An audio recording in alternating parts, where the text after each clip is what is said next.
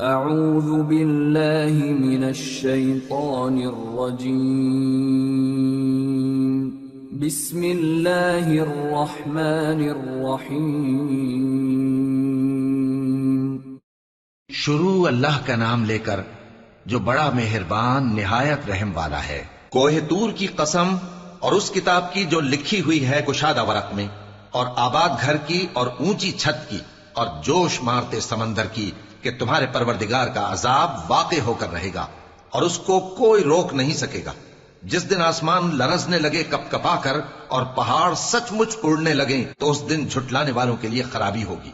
جو بیکار باتوں میں پڑے کھیل رہے ہیں، جس دن ان کو آتش جہنم کی طرف دھکیل دھکیل کر لے جائیں گے اور کہا جائے گا یہی وہ جہنم ہے جس کو تم جھوٹ سمجھتے تھے۔ تو کیا یہ جادو ہے یا تم کو نظر ہی نہیں آتا؟ اس میں داخل ہو جاؤ اور صبر کرو یا نہ کرو تمہارے لیے یکساں ہے۔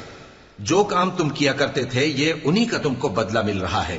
جو پرہیزگار ہیں وہ باغوں اور نعمتوں میں ہوں گے، جو کچھ ان کے پروردگار نے ان کو بخشا اس کی وجہ سے وہ خوشحال ہوں گے، اور ان کے پروردگار نے ان کو دوزخ کے عذاب سے بچا لیا۔ کہا جائے گا کہ اپنے اعمال کے صلے میں مزے سے کھاؤ اور پیو۔ تختوں پر جو برابر برابر بچھے ہوئے ہیں تکیے لگائے ہوئے ہوں گے، اور بڑی بڑی آنکھوں والی حوروں کو ہم ان کی بیویاں بنا دیں گے، اور جو لوگ ایمان لائے اور ان کی اولاد بھی راہ ایمان میں ان کے پیچھے چلی، ہم ان کی اولاد کو بھی ان کے درجے تک پہنچا دیں گے اور ان کے اعمال میں سے کچھ کم نہ کریں گے۔ ہر شخص اپنے اعمال میں پھنسا ہوا ہے، اور جس طرح کے میوے اور گوشت کو ان کا جی چاہے گا ہم ان کو عطا کریں گے۔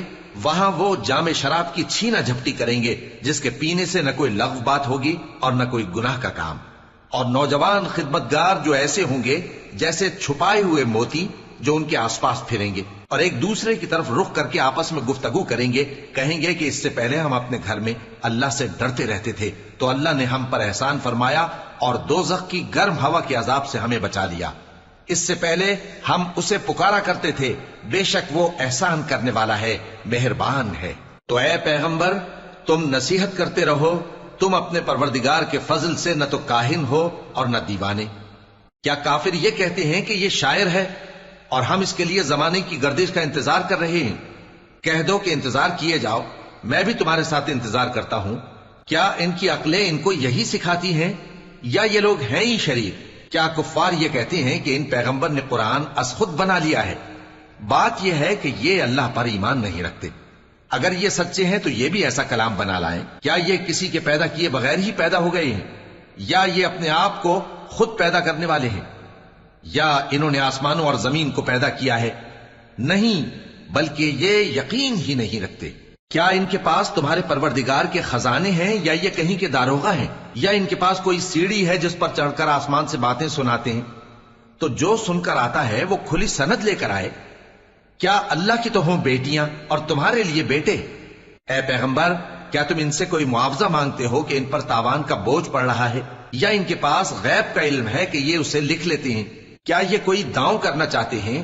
تو کافر تو خود داؤں میں آنے والے ہیں۔ کیا اللہ کے سوا ان کا کوئی اور معبود ہے؟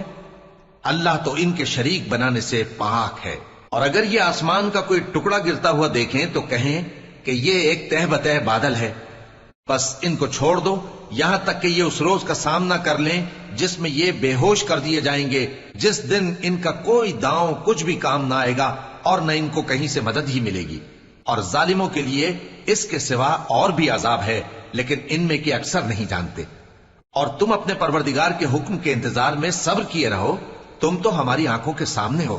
اور جب اٹھا کرو تو اپنے پروردگار کی تعریف کے ساتھ تسبیح کیا کرو، اور رات کے بعض اوقات میں بھی اور ستاروں کے غروب ہونے کے بعد بھی اس کی تسبیح کیا کرو۔